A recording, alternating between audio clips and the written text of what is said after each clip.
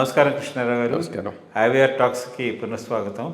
ఎట్టకేలకు NDA government అంటే ముఖ్యంగా బీజేపీ కాకుండా జనసేన అండ్ టీడీపీ వాళ్ళు చేసినటువంటి ప్రామిస్ చేసినటువంటి ఫస్ట్ ప్రామిస్ మొన్న 1వ తారీఖు నాడు వాలంటీర్స్ వ్యవస్థ లేకుండా వీళ్ళందరిళ్ళకి వెళ్ళి 95% వరకు ఆ ఇంక్రీజ్డ్ అమౌంట్స్ అంటే 7,000 రూపాయలు పాత బకాయిలతో కూడా కలిపి చేశారు. దీంట్లో ప్రత్యక్షంగా ముఖ్యమంత్రి గారు పాల్గొన్నారు, పవన్ కళ్యాణ్ గారు పాల్గొన్నారు, తర్వాత మిగిలిన వాళ్ళందరూ పాల్గొన్నారు.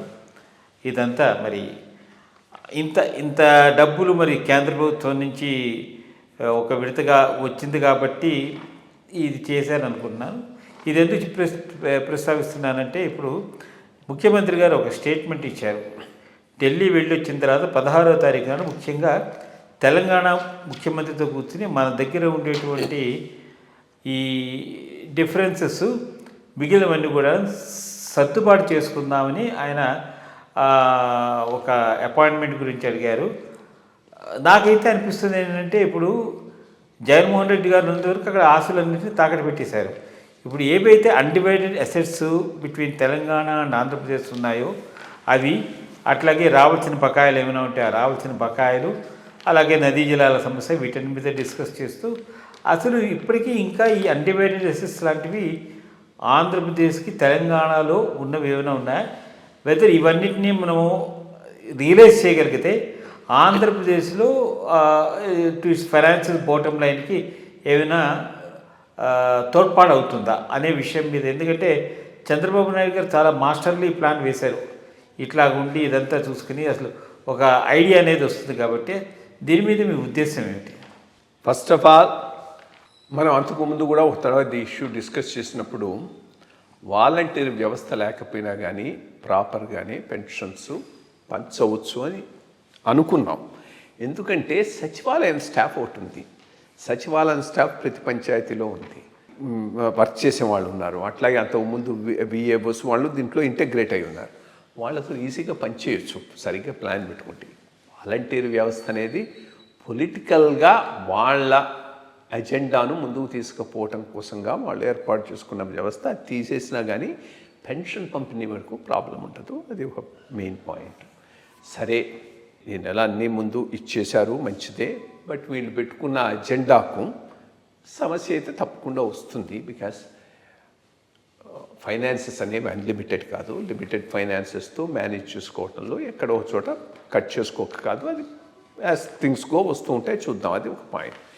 ఇక డివిజన్ ఇష్యూస్కి వస్తే ఇద్దరు కలిసి సిన్సియర్ ఎఫర్ట్ చేయొచ్చు, పెద్దగా ఫలితం రాదు అని నేను భావిస్తున్నా. ఇన్ఫ్యాక్ట్ అప్పట్లో 2014లో స్టేటు డివైడ్ అయిన తర్వాత బాగా ఎమోషన్స్ కూడా హైగా ఉన్నప్పుడు కాన్షియస్గా కావాలని కేసీఆర్ గారు కొన్ని ఇష్యూస్ను పెండింగ్గా పెట్టాడు. ఎందుకంటే ఆ ఎమోషన్లు రెచ్చగొట్టడానికి పనికి వస్తాయి, లేకపోతే అప్పుడే ఇవి రిసాల్వ్ అయి ఉండేవి. అప్పుడు ఉన్న గవర్నర్ నరసింహన్ గారు మీటింగ్ కాల్ ఫార్ చేశాడు. 2 స్టేట్స్ చీఫ్ మినిస్టర్స్ను, చీఫ్ సెక్రటరీస్ను, ఆయన స్టాఫ్ను అందరినీ పెట్టి పెద్ద డీటెయిల్డ్ ఇదే జరిగింది వీటన్నిటి మీద. ఒక అగ్రిమెంట్ కూడా వచ్చారు ఇద్దరు చీఫ్ మినిస్టర్లు, ఒక ఇన్ఫార్మల్. బట్ బయటికి రాగానే ఇద్దరు స్టేట్ కాంట్రాడిక్టరీ స్టాండ్స్ తీసేసుకున్నారు. ఇన్ఫ్యాక్ట్ ఆయన ఏమనుకున్నాడు, ఇది నేను చేసిన అచీవ్మెంట్గా తీసుకుపోయి మోడీ గారికి చూపెట్టుకుందాం అనుకుంటే మీటింగ్ ఇటు అక్కడ బయటికి రాగానే అక్కడ ఒప్పుకున్నామని ఇక్కడ వీళ్ళు నో అని చెప్పేశారు. ఈయన స్టాండ్ తీసుకున్నాడు, తెలంగాణ స్టాండ్, ఆయనేమో ఆంధ్ర స్టాండ్ తీసుకున్నాడు. న్యాచురల్లీ ఎందుకంటే ఇంట్రెస్ట్లో కాన్ఫ్లిక్ట్ ఉన్నది. ఇప్పుడు ఏదైనా ఈ ఇష్యూస్లో జనరస్గా ఒక అడ్జస్ట్మెంట్ రేవంత్ రెడ్డి ఒప్పుకున్నాడు అనుకో, నెక్స్ట్ డే అదో ఇష్యూ కేసీఆర్ చేస్తాడు. అటు ఆయన ఒప్పుకున్నాడు అనుకో, జగన్మోహన్ రెడ్డి చేస్తాడు. అందుకని డిస్కషన్ జరగవచ్చు, కానీ దీనివల్ల పెద్దగా ఏదో వస్తుందని మాత్రం నేను అనుకోవటం లేదు. ఇన్ఫ్యాక్ట్ ఇది కరెక్ట్, ఆల్రెడీ ముందే అది పర్సూ చేసుకుంటే సరిపోతుంది.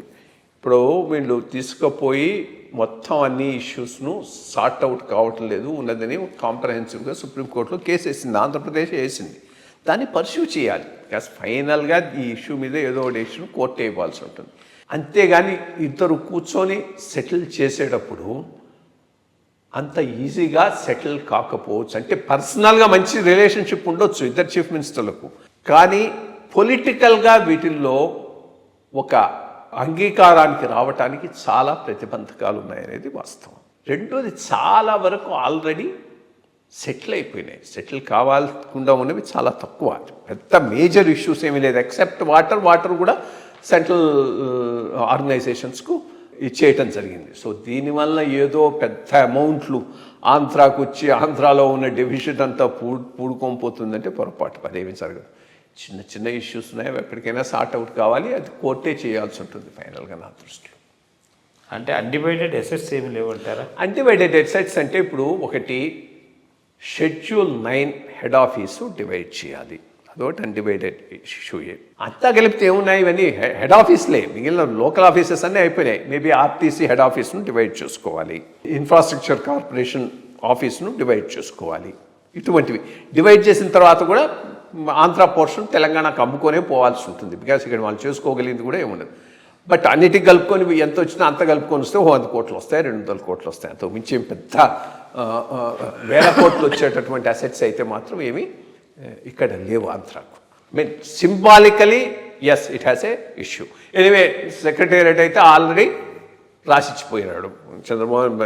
జగన్మోహన్ రెడ్డి గారు పవర్లోకి వచ్చిన 2వ రోజే వచ్చి రాసిచ్చిపోయినాడు కదా. సెక్రటేరియట్ వరకు ప్రాబ్లమే లేదు కదా. సెక్రటేరియట్ ఒక పెద్ద అసెట్, అది పోయింది.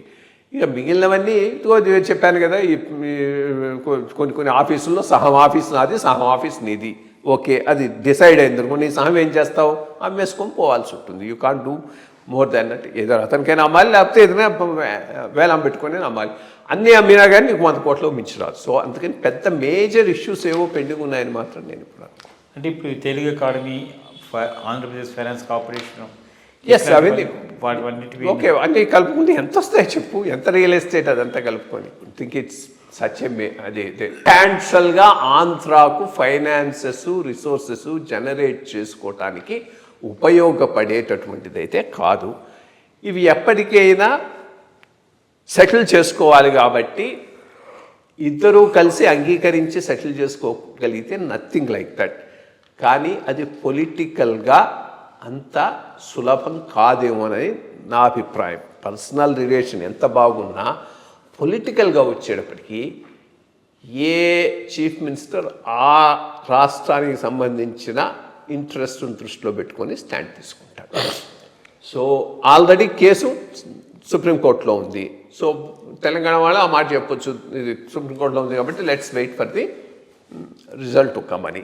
సో అది అంత ఈజీగా యాజ్ ఇట్ ఈస్గా అక్రాస్ ది టేబుల్ కూర్చొని సెటిల్ చేసుకునే పరిస్థితి ఉండకపోవచ్చు అనేది నా అభిప్రాయం.